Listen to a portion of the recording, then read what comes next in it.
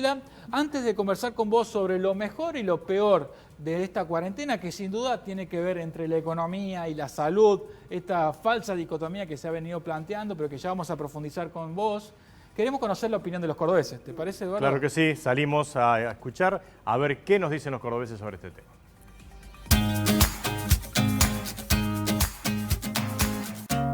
¿Qué se dice? Vamos a conocer qué fue lo mejor y lo peor para los cordobeses en esta cuarentena. Vení, seguimos. Lo mejor fue compartir más tiempo con la familia y lo peor es que la burocracia de la cuarentena no atendió a mi papá como corresponde. Lo mejor no, nada. No encuentro algo que haya de mejor, porque todo se fue al diablo. Creo que lo mejor fue redescubrir la convivencia familiar y lo peor es lo económico. No, lo mejor es que la gente está más unida, más solidaria. Lo peor es, bueno, que uno que te encerró encima que uno está seco, no tiene mango. ¿Qué fue lo mejor y lo peor para vos de esta cuarentena? Lo mejor, lograr un poco la paciencia, la paz. Lo peor, perder un poco la juntada con amigos. Lo mejor es encontrarse de vuelta con la familia. Lo peor es no encontrarse con los amigos. ¿Qué fue lo mejor para vos? ¿Y lo peor? Lo mejor es conocerte bien, conocer a tu familia, que por ahí no hay cosas que no lo conoces. Y lo peor, la gente humilde que no tiene para alimentarse. Bueno, lo mejor es estar en la casa. Y lo peor es no ir más al baile. ¿Qué se dice? ¿Qué se dice? ¿Qué se dice? Lo mejor y lo peor. Lo mejor... Me encanta, me gusta porque es bien cordobés. Lo que les bien sale y dicen y ya está. Ahí no hay tanta vuelta para Así es. Antes, Gisela, de seguir profundizando con vos, ahora vamos a mostrarte algunos datos claves de la situación económica en esta corona crisis, ¿no? Los datos característicos que evidencian la caída que estamos teniendo en la producción, en el empleo. Vamos a mostrarnos los primeros datos. Eduardo, nivel de actividad. Mirá esos datos, 17,54% de caída en el mes de abril, interanual. Bueno, el índice verbal también, ¿no? Fíjate el dato que ha tenido, ¿no? Impresionante. Recursos tributarios, los impuestos, la recaudación, variación interanual de mayo a mayo 2019, mayo del 2020, un 12,44%. Todos los estados, municipios, provincia, nación, todos se quejan. Evidentemente ha sido uno de los indicadores más importantes. Y el desempleo, que es lo más profundo de la crisis social, ¿no? El lado social de esta crisis económica supera el 10% el desempleo, que ya está en los 2 dígitos en nuestro país. Y fíjate cómo ha impactado también en miles de personas, 482.000 personas, el tema de los asalariados en la provincia de Córdoba, el tema del coronavirus, ¿no? Para profundizar estos datos y para tener un análisis, nos ponemos aquí en contacto ya mismo con Gisela Beritier, economista de la ciudad de Córdoba. ¿Cómo estás, Gisela? ¿Qué tal? ¿Cómo están? La verdad que los datos que ustedes mostraban recién ahí, y bueno, y la verdad que los comentarios de la gente con respecto a cómo está la situación económica y social son elocuentes, ¿no? Y la verdad es que, bueno, nunca nos ha pasado esta situación inédita en donde el mundo se vino abajo, ¿no? No es solamente un país o una región o una localidad, sino que es el mundo el que está pasando por esta situación.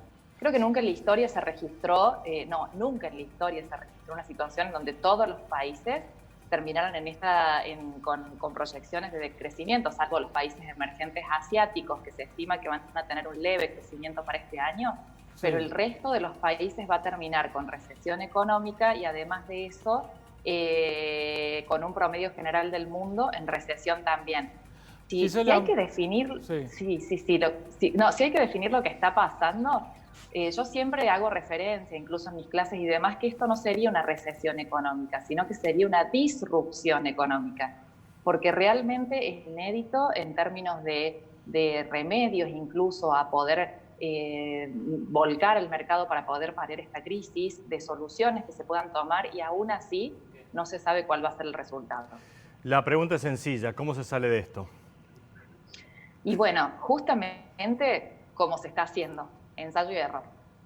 realmente creo que esto va a llevar a que la economía se vuelva a reescribir, ¿no? Y que así como todos nos acordamos en algún momento de lo que fue la crisis del 30 como el hecho paradigmático que incluso hizo la creación de lo que fue la macroeconomía, el otro día justamente explicaba de que a partir de los años 30 es que se empezó a estudiar todo el tema del consumo, la inversión, el gasto, a raíz de que los mercados no reaccionaban y que en realidad se puso el rol del Estado como el principal motorizador de la economía. Gisela, una pregunta. Digamos, sí.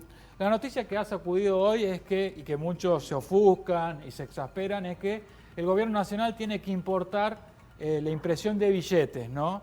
Y el gobierno lo que dice, bueno, pero ante esta crisis por la pandemia hay que empezar a emitir porque todos los países lo están realizando. ¿Qué respuesta le podemos dar al ciudadano común que enciende sus alarmas, que dice esto va a recrudecer la inflación, esto va a generar peores complicaciones a nuestra economía? La verdad es que hoy el Estado y los estados, la única manera que tienen de paliar esta crisis tiene que ver justamente con la emisión monetaria. Los países en el mundo están emitiendo paquetes tremendos. El que va a la cabeza es Alemania, que ha emitido casi un 30% de su PBI. Luego tenemos Estados Unidos, por ejemplo, que ha emitido casi un 10%, y en Argentina se estima que se termina emitiendo un 5,5% del PBI. La realidad es que hoy, ¿qué maneras tiene un Estado de inyectar dinero en la economía para que la economía no se caiga? Con un sector productivo que está absolutamente destruido, ¿no?